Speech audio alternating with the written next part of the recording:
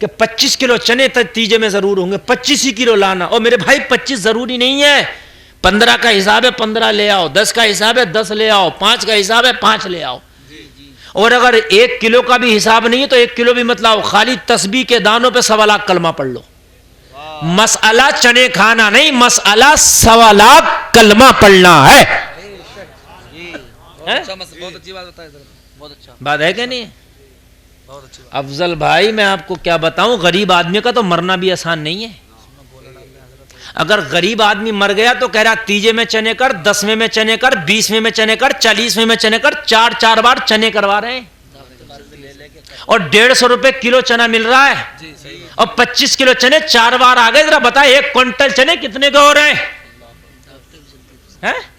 یار یہ بتاؤ، یہ اب شریعت کوئی کمی نہ رہ جا بھائی.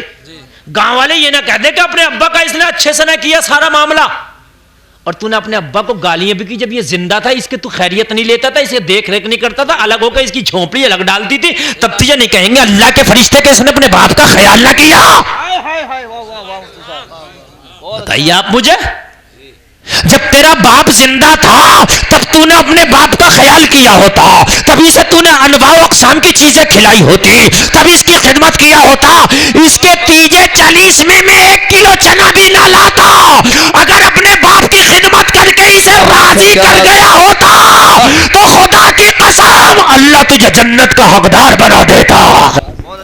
مرنے کے بعد سے شریعت یاد آتی ہے، زندگی میں کہاں شریعت چلی جاتی ہے؟ مرنے کے بعد غسل دیں گے، مسجد کے مولانا کو بلاؤ، مردہ کو غسل دے گا. مردہ کو غسل دینا مسجد کے مولانا کا کام نہیں، مسجد کے امام کا کام نہیں ہے. مردہ کو غسل وہ دے جس کا مردہ ہے. باپ کا گھر تیرا، باپ کا پلاٹ تیرا، باپ کا کھیت تیرا، باپ کی زمین تیری، باپ کی کار تیری، باپ کا بینک بیلنس تیرا، اور تیرے باپ کو غسل دے گا مسجد کا امام. شرم نہیں آتی؟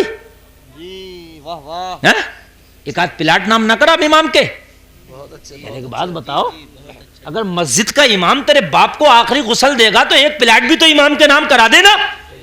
صحیح بات. تجھے باپ سے ڈر لگ رہا، اس کے مکان سے بھی تو ڈر لگنا چاہیے، اس کے پلاٹ سے بھی تو ڈر لگنا چاہیے. مال تیرا، غسل امام تکیے دار دلائے گا. اور لوگوں اگر تمہارا مردہ ہے تو آگے بڑھو، اپنے مردے کو خود غسل دلاؤ، اور غسل دینے کا طریقہ بھی سیکھ لو ان مولانا لوگوں سے کہ مردہ کو غسل کیسے دلاتے ہیں.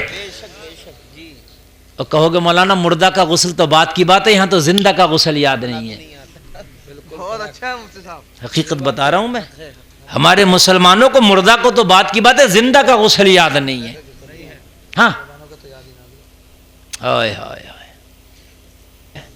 مر بھی جائیں گے چاچا یہاں تو لے کے، اگر ادھار مانگنے جاؤ تو کہہ رہا کہ میں گاؤں چھوڑ کے بھاگ رہا ہوں، کیا دے دوں گا؟ میں ملک تھوڑی چھوڑ کے جا رہا ہوں، دے دوں گا.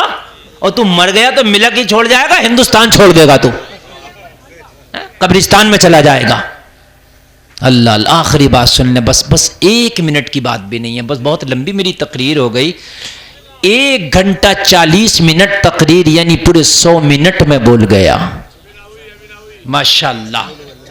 اور اللہ آپ کو سلامت رکھے، آپ نے سننے کا حق ادا کر دیا، کہہ دو سبحان اللہ. عمر بن عبدالعزیز کا، یار یہاں کے جو بوڑھے لوگ ہیں نا وہ زیادہ مضبوط ہیں نوجوانوں سے. عمر بن عبدالعزیز کا جب انتقال ہونے والا تھا، کس کا؟ اسی خلیفہ کا.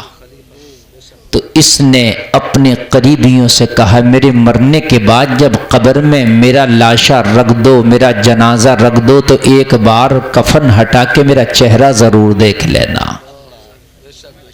کیا کہا؟ کفن ہٹا کے میرا چہرہ ضرور دیکھ لینا. اللہ اللہ کہا کیوں؟ عمر بن عبدالعزیز نے کہا میں نے کتنوں کو مرنے کے بعد جب دفن کیا اور جب میں نے ان کے چہرے دیکھے تو ان کے چہرے قبر میں کالے تھے، ان کے چہرے قبر میں کالے تھے. میں نے جب دیکھا تو ان کے چہرے سیاہ تھے، میں نے جب دیکھا تو ان کے چہرے دیکھنے کے قابل نہ تھے. اس لیے کہ دنیا سے حرام کھا کے گئے تھے۔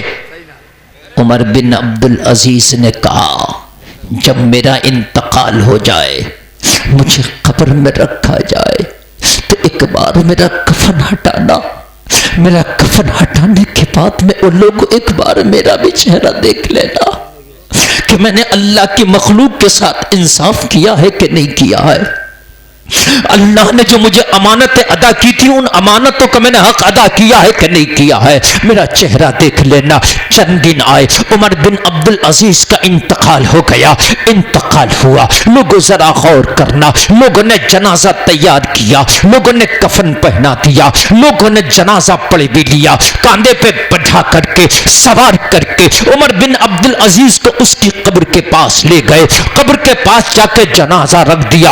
ان لوگوں ذرا غور کرنا، عمر بن عبدالعزیز کے لاشے کو، عمر بن عبدالعزیز کے بدن کو ہاتھ میں لے کے قبر کے حوالے کرنے والے تھے۔ جنازہ قبر کے حوالے ہونے والا تھا، دو لوگ قبر میں نیچے اتر گئے، جنازہ ہاتھ میں لے کے قبر میں رکھنے جا رہے تھے۔ اتنے میں بڑی تیز کا ایک طوفان آیا، اتنی تیز کا طوفان آیا کہ غبار آسمانوں میں اڑنے لگا، اتنی تیز کا طوفان آیا اپنے آس پاس کی خبر نہ رہی، اتنی تیز کا طوفان آ گیا کہ لوگ پریشان ہو گئے، آنکھیں بند کر لی گئی۔ بہت تیز طوفان تھا، بڑی تیز ہوا کا سناٹا تھا، کافی دیر رہا۔ لوگ زمین پہ بیٹھ گئے، کوئی زمین پہ لیٹ گیا، کوئی درخت کی شاخیں پکڑ کے کھڑا تھا، کوئی درخت کا تنا ہاتھ میں لے کے کھڑا تھا۔ کافی دیر کے بعد طوفان چلا گیا۔ کافی دیر کے بعد جو طوفان تھا جب ختم ہوا، لوگوں نے دیکھا جنازہ وہی قبر پہ رکھا ہے، وہی جنازہ چارپائی پہ رکھا ہے۔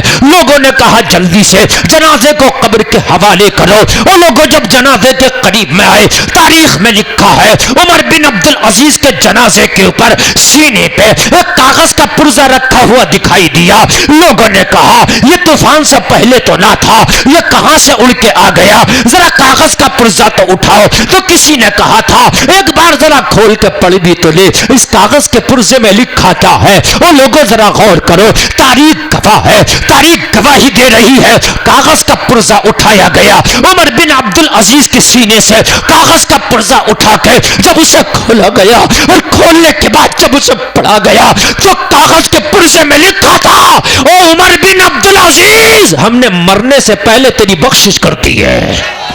سبحان اللہ سبحان اللہ، کیا بات ہے، بے شک بے شک بے شک۔ ہم نے مرنے سے پہلے تیری بخشش کر دی ہے۔ میرے جنازے پہ رونے والو، فریب میں ہو بغور دیکھو، مرا نہیں ہوں غم نبی میں، لباس ہستی بدل گیا ہوں۔ دو چیزیں آج جلسے سے لے کے جاؤ، حرام نہیں کھانا ہے اور نبی کی پکی نوکری کرنا ہے بس۔ اور نوکر وہ ہوتا ہے جو مالک کے مطابق کام کرے، ہے نا؟ نبی چاہتے ہیں نمازیں پڑھو، حرام نہ کرو، حلال کھاؤ۔ نبی چاہتے ہیں برے کاموں سے بچو، تو بس بچتے رہو، نوکری تم کرتے رہو، انعام مصطفیٰ عطا کریں گے۔ اللہ آپ کو سلامت رکھے۔ سارے لوگ ایک بار ذرا کلمہ شریف پڑھیں، لا الہ الا اللہ محمد الرسول اللہ۔ اسلام زندہ باد، قوم مسلم پائندہ باد۔ اللہ آپ کو سلامت رکھے، کہنے سے زیادہ عمل کی توفیق عطا فرمائے۔ وما علینا الا البلاغ۔